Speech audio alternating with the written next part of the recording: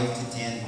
My dad used to work at Hawaiian Airlines. He was a mechanic here, so it's good to be back home. You know, Clyde has a very nice slideshow that goes through constitutional provisions and terms of the settlement and the properties and the values and a lot of all that important information. And what I'm going to be saying is a little bit of the same, but I'm going to, more from the perspective of, I think, how we got here and what this case is about, what the settlement would resolve. And so I just put together some notes that these are actually my notes. It's not in your handout because I just typed it up. But this is just so that I don't miss some stuff. But so the settlement is for $200 million, but it's going to be in land. It's not going to be in cash. And the dispute is about OHA's right to revenue. And how that came about was that in the 1978 amendments to the Hawaii Constitution, when the Office of Hawaiian Affairs was formed, there was a provision in the Constitution that said that OHA is entitled to a pro rata share of the revenue coming out of the state-controlled ceded lands. Ceded lands, the lands that were taken illegally at the time of the overthrow, about 1.8 million acres at the time of admission, 1.2 million acres came into control of the state of Hawaii. It's that 1.2 million acres, the revenue that comes off of that rental revenue mostly. Under this constitutional provision, it said that OHA is entitled to a pro rata share. But the constitutional provision also said that the legislature shall determine what that share is. So a couple years later, in 1980, the legislature said, oh, it's going to be 20% of the funds, but it didn't define the funds. And so in the early years, what happened was OHA was getting about 1.5 million acres a year. I mean, $1.5 million a year. And so OHA said, well, you know, we know that's not 20%. So they sued. So the first time they sued was in 1987 there. And so they sued in 1987 and they lost it. And what happened was the Hawaii Supreme Court came back and they said, well, we can't say how much you're entitled to because the legislature's got to define it. That's a political question, so you can't sue for this. But Hawaii Supreme Court in 1987 said, but Hawaii legislature, you have a constitutional obligation to address this, so address it. Okay? And then what happened was, shortly thereafter, Governor Waihee came into office, and Governor Waihee's administration wanted to resolve it, so they worked on legislation to resolve it. And because of that, in 1990, there was an Act 304 that was passed. Act 304 kind of laid out, you know, how the revenue that goes to OHA should be allocated. And based on that, the accountants got together, accountants for OHA, accountants for the state, they applied that formula and came up with, from 1978 to 1990, OHA's owed about $130 million. And so OHA got a check for about $136 million in 1993. From 1990 forward, using that same formula, OHA started to get about $50 million a year. So a lot better than $1.5 million under this new formula. But when they negotiated on this formula that resulted in the $136 million payment in 1993, they couldn't resolve 3 issues. And only 3 issues they couldn't resolve. And this is John Waihee was the governor and his staff. And they wanted to help Hawaiians, but they still couldn't agree on these 3, so they reserved it. And the 3 are revenue coming from duty-free shops, and mostly Honolulu International Airport. They go to Waikiki, they buy all these things, and then they go to the airport, pick them up, and go back to Japan. And all that revenue, the state was saying, you're not entitled to your 20% of that. And then OHA was also saying that, what about the state hospitals that are on ceded lands? The state of Hawaii was saying, no, that's public use, you're not going to be entitled to that. So that was a disagreement. And then OHA was also saying, well, what about state affordable housing that's on ceded lands? And the state said, no, that's still public use, that, you know, that's sort of like education, so we're not going to pay you for that. The numbers on that turned out to be about $136 million for duty-free shops. That was, if the 20% is over. $126 million if if the amounts are owed for state hospitals, and $36 million if the amounts are owed for the affordable housing conceded land. So that is what this dispute is all about. That's what we're trying to resolve and settle. Those are the base amounts without interest. But under Hawaii law, if the Office of Hawaiian Affairs sues for something like this, they're not entitled to interest because of some legal doctrines, including the doctrine of sovereign immunity. The state has not waived sovereign immunity to interest. So we're basically talking about these base amounts. But what happened was, so that was 1993. So in 1994, the state, OHA got Jim Duffy, Justice Jim Duffy, to represent them and file a lawsuit. They went along for a while, and in 2001, the Hawaii Supreme Court came back and said, no, OHA, you can't sue for this. And they had a lot of legal reasons for it. Basically the same one, political question. They said, you got to go back to the legislature. This is for the legislature to decide.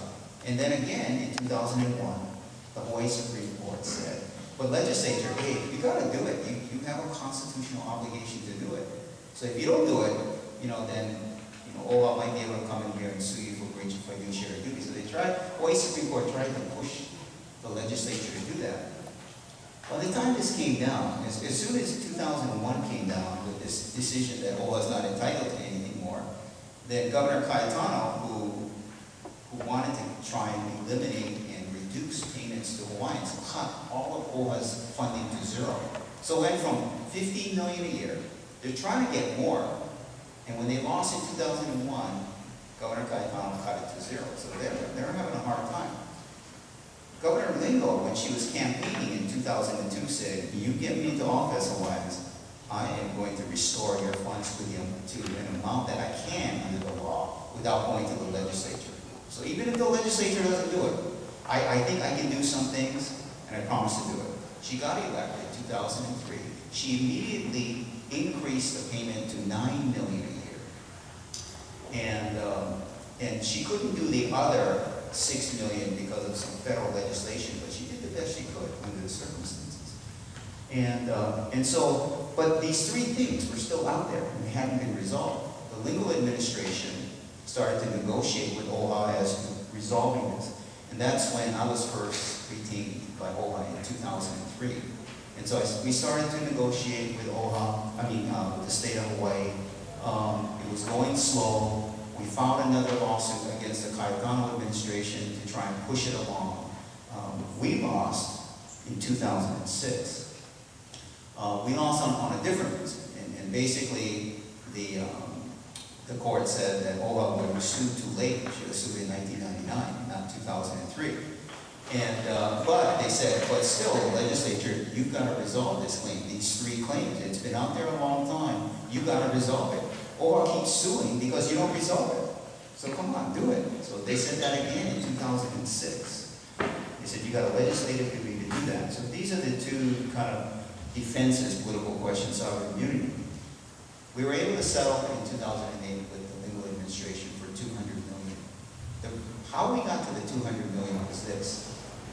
The Hawaii Supreme Court in the 2001 and the 2006 case said, you know what, the claim for duty-free shops is a strong one.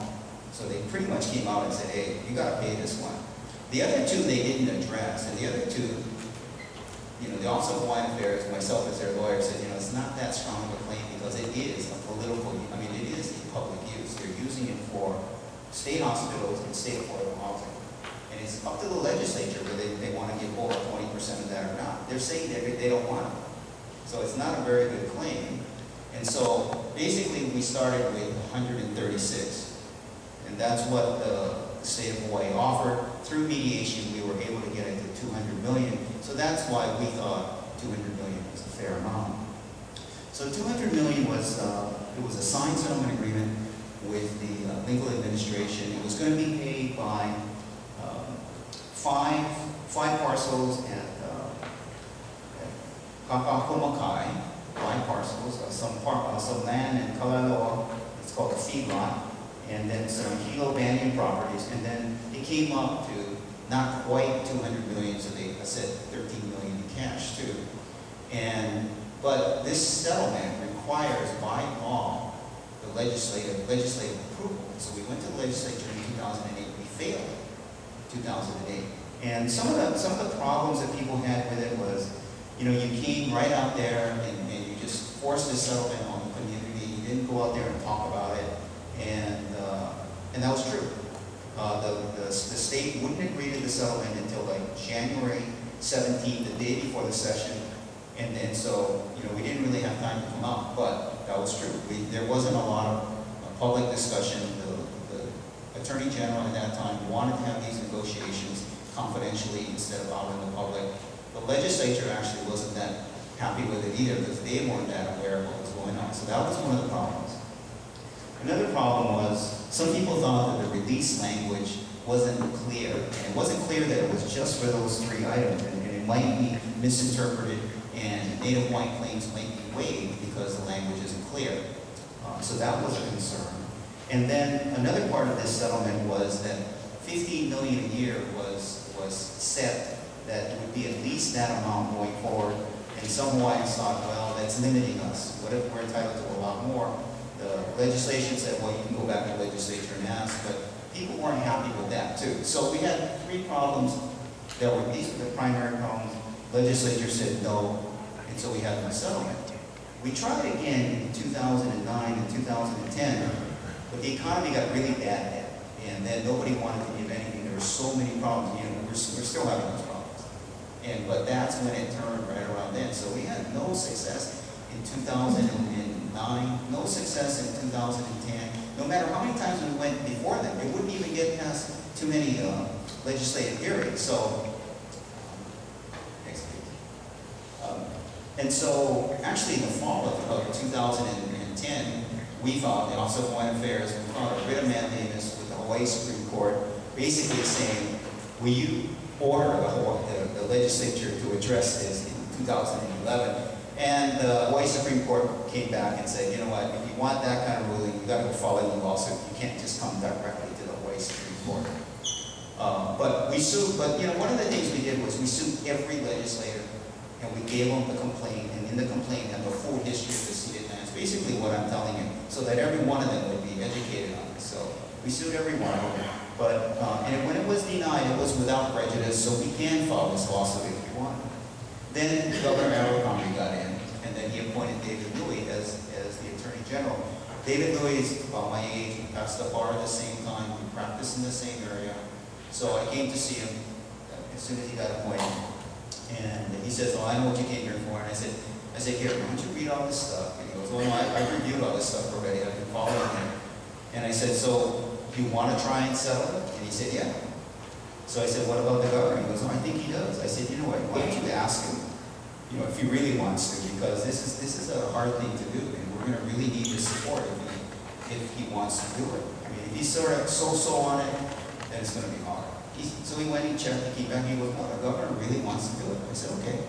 I said, well then, you know, I can still recommend the $200 million, but you gotta do your due diligence to determine on your own whether the $200 million is fair to you, because you gotta stand up to people of the state of Hawaii and say that's a fair number. So, you know, he said, okay, I'm gonna do my due diligence. And I said, as far as paying it, the state doesn't have money, so it's probably gotta be paid by land.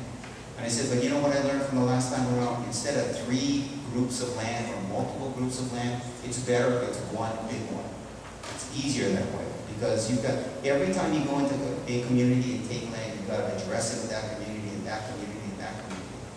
And I said, you know what, you ought to take a look at Kaka and Makai, because there's nobody's living there for one, and it's subject to the HCDA, which is a public institute.